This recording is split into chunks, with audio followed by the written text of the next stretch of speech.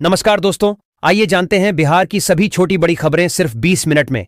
पर उससे पहले आप ये वीडियो कहां से देख रहे हैं कमेंट में जरूर बताएं और वीडियो को लाइक, चैनल को सब्सक्राइब जरूर करें। अगर आपके पास लेबर कार्ड और ई श्रम कार्ड है और आप बेरोजगार हैं, आप कोई काम नहीं करते हैं, तो आपको मनरेगा के तहत काम और रोजगार मिलेगा, जिसके तहत आपको हर महीने 9,000 रुपए के तनख्वाह यानी वेतन मिलेगा। जो महिलाएं गैस पर खाना बनाती हैं, उनके लिए यह खबर बहुत ही काम की है, क्योंकि उन महिलाओं केवल 500 रुपए में गैस सिलेंडर मिलने वाले हैं जो प्रधानमंत्री उज्ज्वला योजना के तहत फ्री गैस सिलेंडर प्राप्त किए हैं। उन सभी महिलाओं से गैस का कीमत 900 रुपए लेने के बावजूद उनके खाते में 400 रुपए वापस कर दिए जाते हैं। सहारा इंडिया में जिनका भी पैसा फंसा है, उनको रिफंड मिलना शुरू हो गया है। किसी को 5,000 रुपए, किसी को 10,000 रुपए, किसी को 20,000 रुपए, तो वहीं पर जिसका पैसा सबसे अधिक फंसा हुआ है, उसको 50,000 रुपए का किस्त मिलना शुरू हो चुका है। प्रधानमंत्री मोदी ने कहा है कि जिसका भी पैसा फंसा है, उसको पूरा का पूरा पैसा मिलेगा।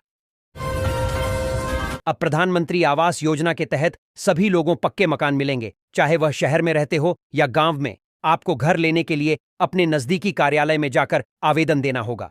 आवास योजना के तहत ग्रामीण क्षेत्र के लोगों को 1,20,000 रुपए और शहरी क्षेत्र के लोगों को 3,50,000 रुपए मिलेंगे, जिसमें से किसी को भी एक पैसा नहीं देना है। अगर कोई आपसे घुस मांगे तो उसके खिलाफ कंप्लेन अवश्य करें। बढ़ती महंगाई को देखते हुए सरकार ने गरीबों को राहत देने के लिए एक नई योजना लागू की है, जिसके तहत सभी राशन कार्ड धारी को सितंबर के महीने में भी 3 महीने का राशन फ्री दिया जाएगा। गया पटना रेलखंड पर सफर करने वालों के लिए खुशखबरी है। रेलवे बोर्ड ने अस्थायी रूप से चल रही 5 ट्रेनों को स्थायी कर दिया है, जो 4 अक्टूबर 2025 से लागू हो गया है।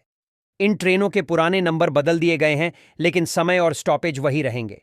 यह बदलाव गया पटना, गया पाटलिपुत्र, किऊल मोकामा और पाटलिपुत्र बलिया रूटों पर असर डालेगा, जिससे यात्रियों को सुविधा होगी और परिचालन में स्थिरता आएगी। बेतिया जिले में भारी बारिश से जनजीवन अस्त व्यस्त हो गया है। गंडक और मेनर नदियों का जलस्तर बढ़ रहा है, जिससे बाढ़ का खतरा मंडरा रहा है। बेतिया शहर में जलजमाव से लोग परेशान हैं। कई स्कूल और कार्यालयों में पानी घुस गया है। मौसम विभाग ने अगले 24 से 48 घंटों में भारी बारिश की चेतावनी दी है। ग्रामीण कार्य मंत्री अशोक चौधरी ने कहा कि उन्हें बदनाम करने की साजिश नाकाम होगी। चुनाव करीब हैं, जनता सब समझती है। उन्होंने मुख्यमंत्री नीतीश कुमार की महिला रोजगार योजना को महिलाओं के लिए आर्थिक रूप से महत्वपूर्ण बताया। उन्होंने कहा कि नीतीश कुमार को प्रदेश की जनता का अटूट समर्थन प्राप्त है और कोई भी उनका मुकाबला नहीं कर सकता। बिहटा के सिकंदरपुर में एनआईटी पटना के पहले चरण का निर्माण पूरा हो गया है। प्रधानमंत्री मोदी आज वीडियो कॉन्फ्रेंसिंग से इसका उद्घाटन करेंगे। राज्य सरकार ने 125 एकड़ भूमि प्रदान की थी, जिसमें से 60 एकड़ पर 2,500 छात्रों के लिए व्यवस्था की गई है।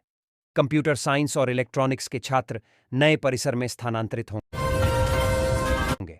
बिहार के सोनपुर रेलवे स्टेशन पर शुक्रवार को एक रेल अफसर की मौत हो गई।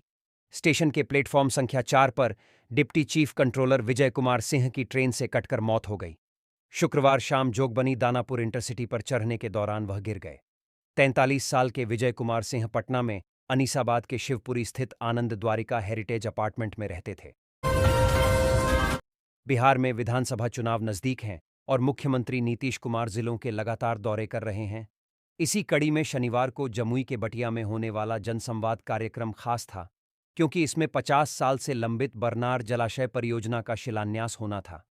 प्रशासन और ग्रामीणों ने इसे ऐतिहासिक दिन की तरह देखा था, लेकिन खराब मौसम के कारण मुख्यमंत्री का दौरा रद्द होते ही गांवों में निराशा छा गई। अब सभी की निगाहें नई तारीख की घोषणा पर टिकी हैं।